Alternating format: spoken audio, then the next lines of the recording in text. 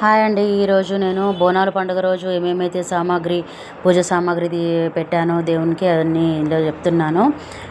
తాంబూలం పెట్టుకోవాలి. చూడండి, తాంబూలం కోసము ఆకులు, ఒక్క పసుపు కొమ్మ అవన్నీ పెట్టాను. కొబ్బరికాయ, తర్వాత దేవుని దీపం కోసం ఇదేమో నైవేద్యము, బజ్జీలు, తర్వాత పరవన్నము, వైట్ రైస్, పెరుగు, తర్వాత వట్టి చేపల కూర, తర్వాత వంకాయ కర్రీ.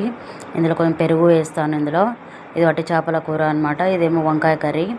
సో అవన్నీ నైవేద్యం పెట్టేసుకున్నాను ప్లేట్లో. తర్వాత ఇస్త్రాకులో కొబ్బరికాయ, నూనె, దీపం కోసం నూనె, పెరుగు, పువ్వులు, అగరబత్తులు, దీపం, కొత్త దీపాలు, మట్టి దీపాలు, ప్రమిదలు తీసుకున్నాను.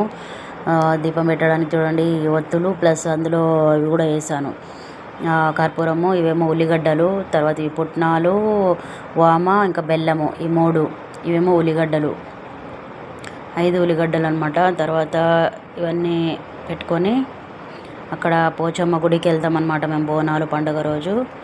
సో ఇదంతా నైవేద్యం రూపంలో సమర్పిస్తాం అనమాట దేవికి. పోచమ్మ గుడికి వెళ్తాము. పోచమ్మ, మైసమ్మ అన్ని దేవతలు ఒకటే అనమాట, అక్క చెల్లెళ్ళు అనమాట వీళ్ళందరూ. బోనాలు టైంలో చూడండి, ఇది నైవేద్యం ఇంట్లో పెట్టాను. ఇదేమో తాంబూలము, ఇది వడి బియ్యం అంటారు కదా. ఇదంతా చూడండి, బ్లౌజ్ పీస్, కొత్త బ్లౌజ్ పీసు, తాంబూలము, ఇదంతా దేవుని కాడ ఇంట్లో దేవునికి నైవేద్యం పెట్టేశాను.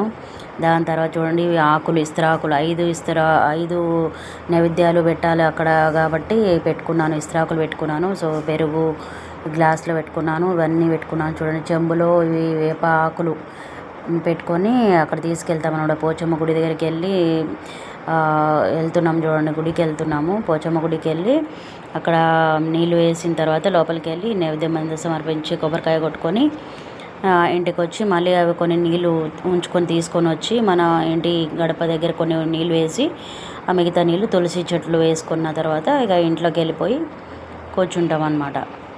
సో ఇదంతా ప్రాసెస్ అన్నమాట.